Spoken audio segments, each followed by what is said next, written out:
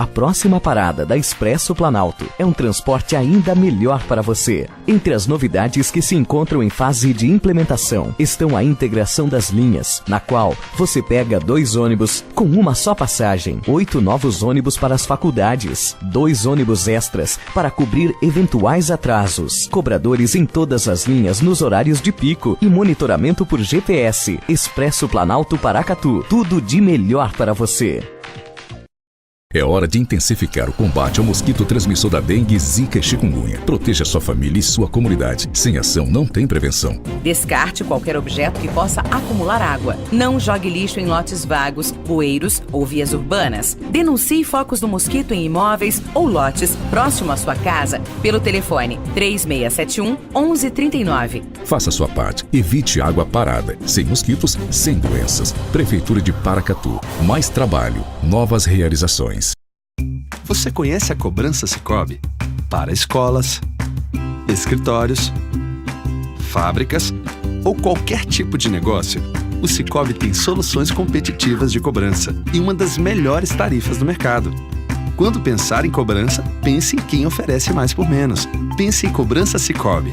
Cobrança Sicoob. Parece que foi pensada para o seu negócio. E foi mesmo. Procure sua cooperativa e negocie. Sicoob, faça parte. Os produtos Paracatu estão na mesa dos brasileiros. Venha pra cá você também, saborear os nossos queijos, manteiga e tudo de bom que a Coopervap oferece para você. E aqui no Hipermercado Coopervap, nós temos a melhor seção hortifruti para você. Frutas, legumes e verduras direto da horta para a sua mesa. Carnes fresquinhas todos os dias é no Açougue Coopervap. Melhor atendimento e menor preço. Paracatuenses se mobilizam para o movimento Eu Empurro Essa Causa em prol de direitos do BPC. O projeto Guarda Mirim de Paracatu está com inscrições abertas.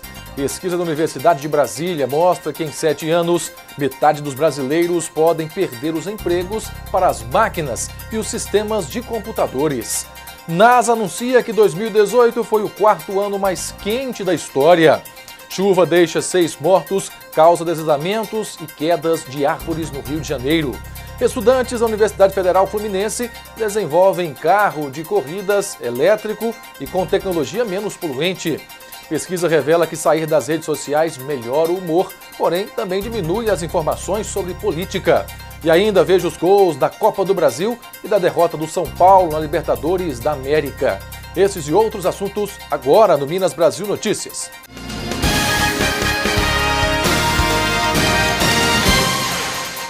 Boa noite. O Corpo de Bombeiros começou o 14º dia de buscas em Brumadinho, na Grande BH, com uma novidade nesta quinta-feira.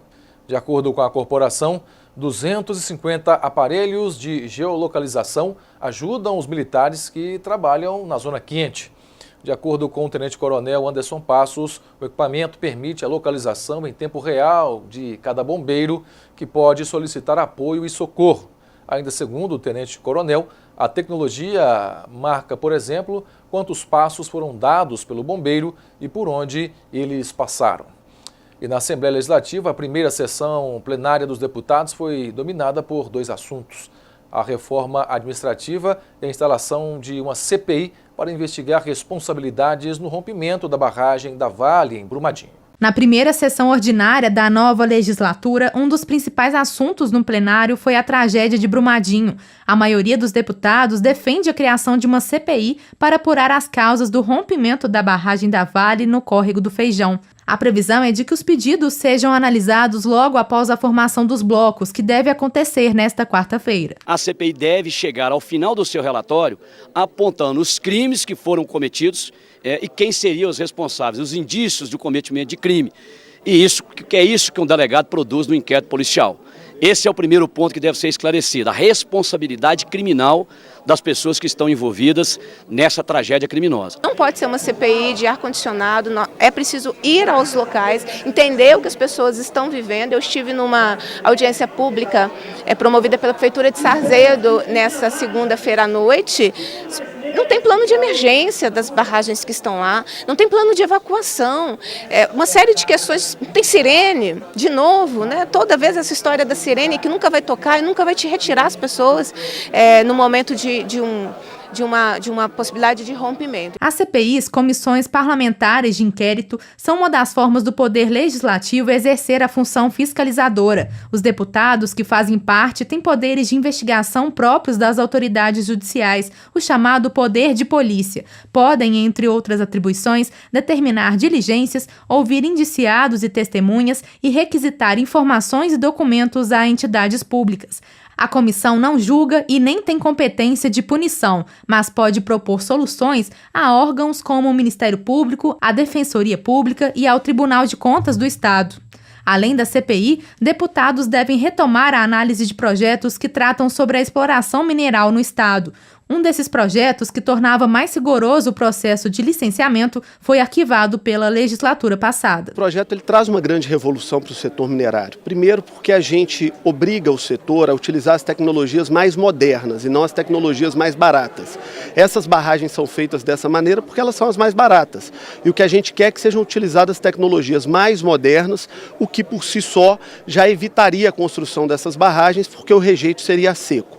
Outro ponto importante é que a gente estabelece uma margem de segurança para comunidades e uma margem de segurança para grandes captações de água, né, como Paraupeba, como o Rio das Velhas, como o Rio Doce, para que eles também fiquem protegidos. A gente estabelece a questão do cheque calção ou do seguro. Seguro por quê? Porque a própria seguradora também faria esse trabalho de fiscalização e de cobrança de normas de segurança. E do cheque calção, porque em casos de tragédias como essa, você já tem mais agilidade para atender as famílias atingidas. Além da CPI, outro assunto que promete movimentar o Legislativo mineiro nestes primeiros dias é a reforma administrativa, anunciada hoje pelo governo e que vai chegar à casa para votação em regime de urgência. Mas a proposta deverá passar pelas comissões que ainda não foram formadas. Em meio à tristeza de quem perdeu algum familiar, um amigo ou ainda a própria casa na tragédia de Brumadinho, um projeto voluntário da Igreja Adventista oferece auxílio aos atingidos pela tragédia. Nas comunidades atingidas, o que não falta é solidariedade. No Parque da Cachoeira, membros da Igreja Adventista trouxeram uma carreta para dar alívio aos atingidos. O veículo é equipado com cozinha, com capacidade de fornecer quase 1.000 refeições diárias, sala de apoio para defesa civil e atendimento psicológico e lavanderia, com máquinas de lavar e secadoras. Zenilda deixou para lavar as roupas de cama. Ela teve que sair de casa depois que a lama quase levou o imóvel embora. Nem sei, se não fosse o apoio de todo mundo aqui, não sei o que seria da gente, não. A estrutura tem 45 metros quadrados e viaja todo o Brasil. 10 voluntários se revezam para atender as famílias. Além dessa força de trabalho, a equipe conta com o custeio de uma agência internacional ligada à igreja. Essa associação tem experiência em ajuda humanitária, atuando em guerras, desastres naturais e ainda faz assistência para pessoas em vulnerabilidade social. Onde há um desastre, essa carreta vai atrás para dar o apoio. Antes, os voluntários estavam em Alegrete, no Rio Grande do Sul, para atender as vítimas das enchentes. Agora, aqui em Brumadinho, eles pretendem ficar até o fim de fevereiro. Esse é o prazo para o atendimento emergencial. Depois, a associação tem projeto de assistência social fixa para a cidade. Para o diretor regional, o trabalho é fundamental para os atingidos, mas os benefícios vêm para todos. No final de uma ação dessa, nós que somos ajudados, porque quando você ajuda o próximo, você desenvolve um pouco mais do amor. Nós queremos ajudar, acolher e demonstrar um pouco de amor de Jesus para eles e dar esperança para eles. E as vistorias às barragens de mineração do país deverão ser concluídas pelos órgãos fiscalizadores neste semestre. O plano de reabilitação de barragens ligadas a órgãos federais leva em conta um diagnóstico estrutural, jurídico, fundiário e ambiental. São 139 barragens em 14 estados. A maior parte está na região Nordeste. Só no Ceará são 31 estruturas que vão precisar de quase 28 milhões de reais para serem revitalizadas. Já as 26 barragens de Pernambuco vão precisar de 68 milhões de reais para serem revitalizadas. Ao todo, serão necessários quase 170 milhões de reais para as ações. Desse total, 50 milhões de reais já estão garantidos. 50 milhões já estão na rubrica orçamentária definida, que é a 14RP. As obras, o início vai depender de cada um dos órgãos responsáveis. As obras da Codevasf dependem do cronograma específico da Codevasf, DENOX, as que são do extinto DNOS, que estão a cargo da Secretaria Nacional de Segurança Hídrica, que estão mais sob nossa ingerência. Vamos priorizar, usar o orçamento existente, tão logo seja possível, e correr atrás do recurso adicional, para poder executar todo o plano. As 139 barragens estão sob responsabilidade do DENOX, Departamento Nacional de Obras contra as Secas, da Codevasf, Companhia de Desenvolvimento dos Vales do São Francisco e do Parnaíba, e do extinto DENOS, Departamento Nacional de Obras e Saneamento. Além de trabalhar na reabilitação dessas estruturas, o governo federal está revisando a lei de barragens e estuda alterar as regras de classificação de risco. Segundo o ministro do Desenvolvimento Regional, mesmo as barragens que estão no grau de risco mais elevado, não significa que elas podem efetivamente se romper. A classificação é a classificação que está na lei 12.334, que ela coloca tanto o risco quanto o dano potencial associado. Essas barragens estão em IA, têm um dano potencial associado, que muitas delas levam a essa condição justamente por causa do dano. Uma das propostas do plano é a revisão da classificação, que a gente viu que numa classificação que leva em conta um número maior de variáveis, a situação é outra. Então, sem sombra de dúvida, não é uma necessidade que a população fique alarmada, o governo está dando atenção, mas não é o rompimento iminente de forma alguma. Vamos agora a mais informações sobre o estado de saúde do presidente da República, Jair Bolsonaro. Quem traz essas informações direto de São Paulo é o repórter da TV NBR, Ricardo Ferraz. Voltamos a falar do Hospital Albert Einstein, na zona sul da capital paulista, onde o presidente Jair Bolsonaro se recupera da cirurgia de retirada da bolsa de colostomia. O último boletim divulgado pela equipe médica multidisciplinar que atende o presidente informa que ele se mantém estável, sem dor e sem febre. O presidente se mantém acordado na manhã de hoje e agora há pouco utilizou as redes sociais para enviar a seguinte mensagem: começamos mais uma quinta-feira combatendo o bom combate. Temos uma missão e vamos cumpri-la. Precisamos estar unidos para transformar o Brasil em um local mais seguro para os cidadãos de bem. Não perderemos esta oportunidade única. Contem conosco. Nenhum assassino irá nos parar.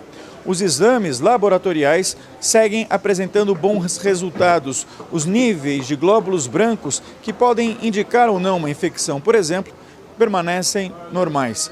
O presidente voltou a se exercitar pelos corredores do Hospital Albert Einstein, caminhando com o auxílio de um andador e acompanhado da equipe de fisioterapia.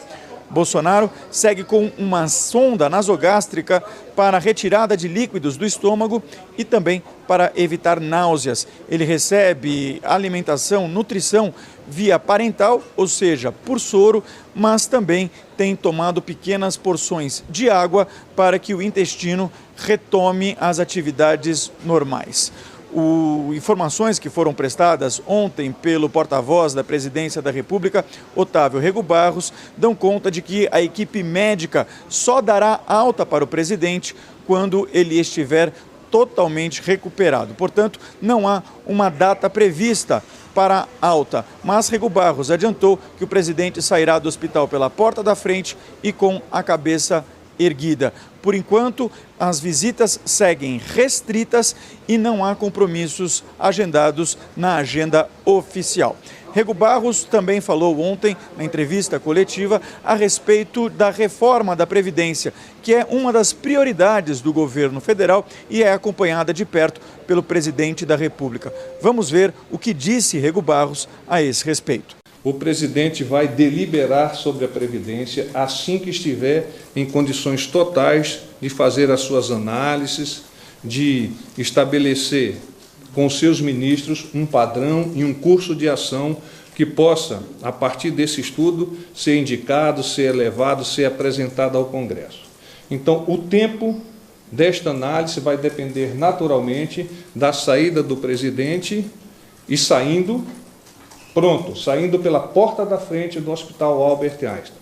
Eu posso dizer para vocês, usando mais uma das metáforas que nos são peculiar, nós já passamos a segunda no carro.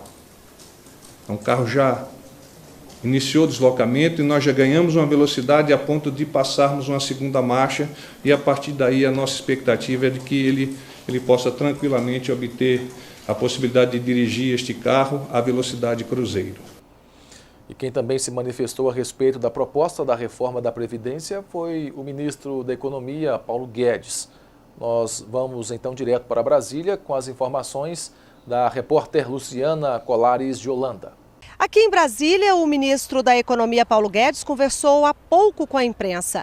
Ele falou sobre a reforma da Previdência, que vai trazer também um regime trabalhista alternativo com cargas tributárias diferentes. É a chamada carteira verde-amarela. Segundo Paulo Guedes, assim que o presidente Jair Bolsonaro se recuperar da cirurgia, vão ser apresentadas a ele as opções de reforma e ele, Jair Bolsonaro, é quem vai decidir que texto vai ser enviado para o Congresso Nacional. O ministro também afirmou que o governo está recebendo apoio de prefeitos, governadores e da opinião pública. Paulo Guedes voltou a reafirmar a importância da reforma da Previdência. Vamos ver. 46 milhões não contribuem. Os encargos são tão altos que eles não conseguem nem emprego para poder contribuir. Então você está num sistema terrível, que ele já está exaurido financeiramente, ele já está quebrando financeiramente. E ao mesmo tempo, para que ele exista, 46 milhões de brasileiros ficam sem emprego. Então, aí é que vem essa carteira verde e amarela, uma carteira com um programa de um regime previdenciário diferente, onde a empregabilidade seja enorme, onde o índice de emprego para os jovens seja quase 100%. O ministro Paulo Guedes também afirmou que a reforma vai reduzir privilégios, que todos vão se aposentar da mesma forma, inclusive os políticos. Veja. O sistema atual é uma fábrica de desigualdades, ele perpetua privilégios, ele transfere renda de pobre para favorecidos. Então, no sistema novo, nós estamos no sistema novo, não, na correção desse sistema que está aí, um político vai se aposentar igualzinho um de vocês. O jornalista vai ter a mesma aposentadoria do político, vai ser igualzinho lá no final. Então não vai ter gente com privilégios em relação ao sistema geral de hoje. Detido desde abril do ano passado na Superintendência da Polícia Federal em Curitiba por conta de condenação no processo referente ao triplex do Guarujá, o ex-presidente Luiz Inácio Lula da Silva recebeu nesta quarta-feira uma segunda condenação. No caso, que envolve o sítio de Atibaia, em São Paulo, Lula foi condenado a 12 anos e 11 meses de prisão pela juíza Gabriela Hart, que substitui temporariamente o ministro da Justiça, Sérgio Moro, no caso. De acordo com a denúncia do Ministério Público, Lula recebeu cerca de R$1 milhão em propina por meio de reformas no sítio de Atibaia. A investigação apontou que as empreiteiras Odebrecht e OAS pagaram R$850 mil e o grupo Chaim, de José Carlos Bunlai, repassou o resto do dinheiro. Na decisão, a juíza Gabriela Hart cita que Lula recebeu vantagem indevida enquanto ocupava o cargo de presidente da República, de quem se exige um comportamento exemplar. Gabriela Hatz destacou também que o ex-presidente e seus familiares eram frequentadores assíduos do sítio, usufruindo do imóvel mais do que seu proprietário formal, Fernando Bittar. A juíza prossegue dizendo que, sendo proprietário ou não, é indiscutível que foram feitas reformas e comprados objetos para atender interesses de Lula e sua família. Essa é a segunda condenação do petista na Operação Lava Jato. O ex-presidente está preso desde abril do ano passado na sede da Polícia Federal em Curitiba, onde cumpre pena de 12 anos e 1 mês de prisão por corrupção e lavagem de dinheiro, no caso do triplex no Guarujá, no litoral de São Paulo. Em nota, a defesa de Lula declarou que vai recorrer da condenação e que a Justiça Federal de Curitiba usou como base a denúncia de um imóvel que não é do ex-presidente. O advogado de José Carlos Bunlai disse que ele nunca contribuiu financeiramente nas reformas do sítio de Atibaia. A defesa de Léo Pinheiro, ex-presidente da OAS, afirmou que não vai se manifestar. O advogado de Fernando Bittar declarou que o próprio Ministério Público reconheceu seu cliente como proprietário do sítio. A Odebrecht informou que colabora com as autoridades para esclarecer todos os fatos. E a Procuradoria-Geral da República devolveu o inquérito que investiga o senador Flávio Bolsonaro para a primeira instância. A investigação contra Flávio Bolsonaro apura uma denúncia protocolada no Ministério Público do Rio de Janeiro sobre falsificação de documento público para fins eleitorais e não tem relação com o caso do ex-assessor Fabrício Queiroz. Segundo a denúncia, Flávio Bolsonaro teria declarado ao Tribunal Superior Eleitoral imóveis comprados por meio de negociações relâmpago com valores supostamente abaixo do real.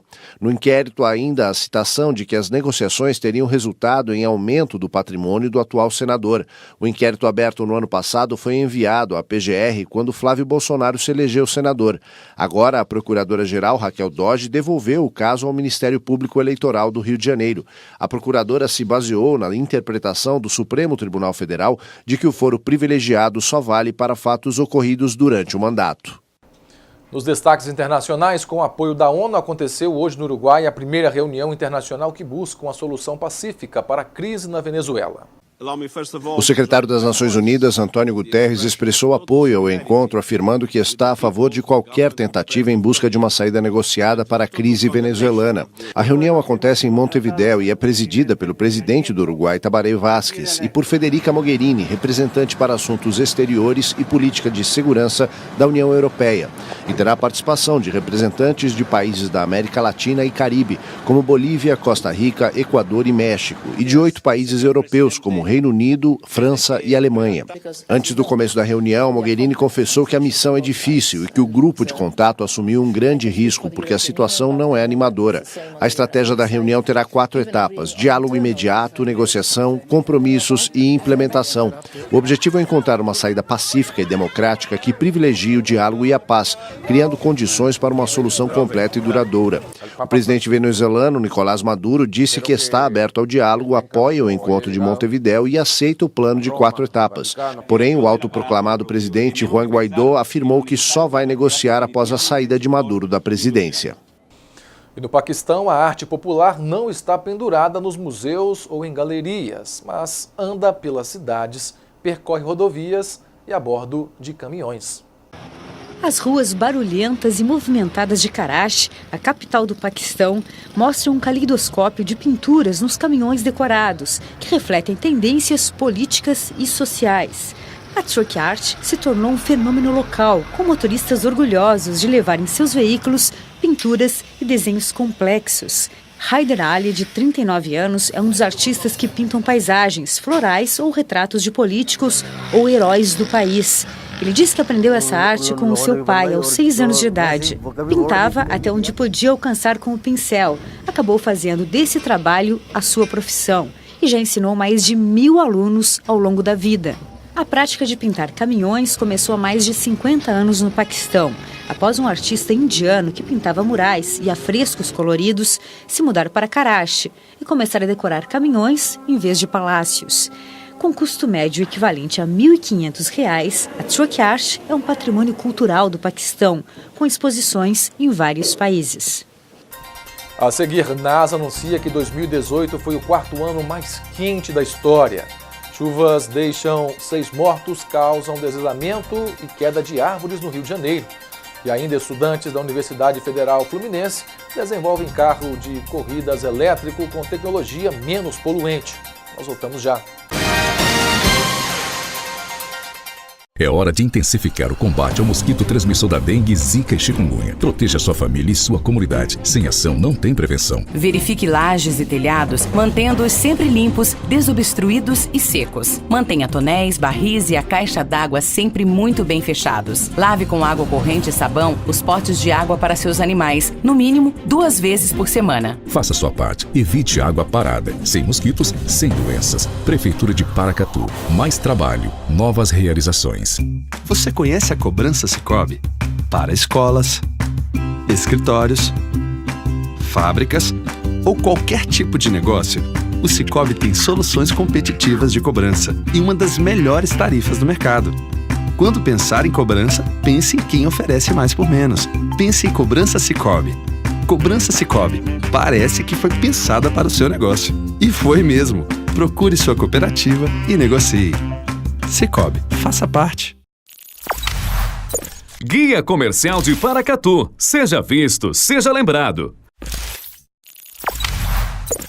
Dinâmica Móveis e Papelaria, tudo em artigos de papelaria e uma linha completa em móveis para escritório. Rua Joaquim Murtinho, Centro, 3671-6389. Clínica Provida, especialidades médicas. A sua saúde é a nossa prioridade. Rua Doutor Almir Laor, Porto Adjuto, 540. Jockey Clube, 3671-1508. Fábrica de Biscoitos Vó Maria, biscoitos, bolos, pão de queijo e muito mais. Rua Salgado Filho, 147, Bela Vista, 3671-3566. Pamag Pré-moldados, qualidade em primeiro lugar. Rua da Contagem, bairro Paracatuzinho, fone 38-3671-1032. Papelaria Exata, onde você encontra tudo em um só lugar. Avenida Olegário Maciel, 482 Centro, 3671-2233. A visão é o sentido mais importante do ser humano, mas pode ter hora que enxergar fica difícil. Nessas horas você pode contar com o Hospital Oftalmológico de Paracatu. Consultas, exames e cirurgias com profissionais altamente qualificados. Contamos com os mais modernos aparelhos e um centro cirúrgico completamente equipado para cuidar dos seus olhos. Visite anualmente o seu oftalmologista e veja o mundo com bons olhos. Hospital Oftalmológico de Paracatu. Nossos profissionais só têm olhos para você. Guia Comercial de Paracatu. Seja visto, seja lembrado. Para quem busca empréstimo consignado com as melhores taxas do mercado e sem burocracia, a XM Cred é a solução. Empréstimo para aposentados, pensionistas do INSS e servidores federais. Ao montar o seu escritório, procure a RS Móveis. Toda a linha completa para o seu escritório com móveis de qualidade e um atendimento personalizado. RS Móveis, Rua Paulo Camilo Pena, número 171, Centro. Tudo para alegrar o seu dia você encontra no Viveiro de Mudas Marabá. Plantas ornamentais, frutíferas e arbustos. Fazemos manutenção e projetos de jardim. Rua Gastão Pereira Gonçalves, número 126. As últimas novidades do mundo da moda você encontra na Lu Fashion Moda Feminina. Rua Joaquim Murtinho, 222 Centro. Fone 3671-2681. JP Automecânica, especializada em câmbios automatizados, alinhamento, balanceamento, injeção eletrônica e mecânica em geral. Rua Prata, número 12, Amoreiras 2.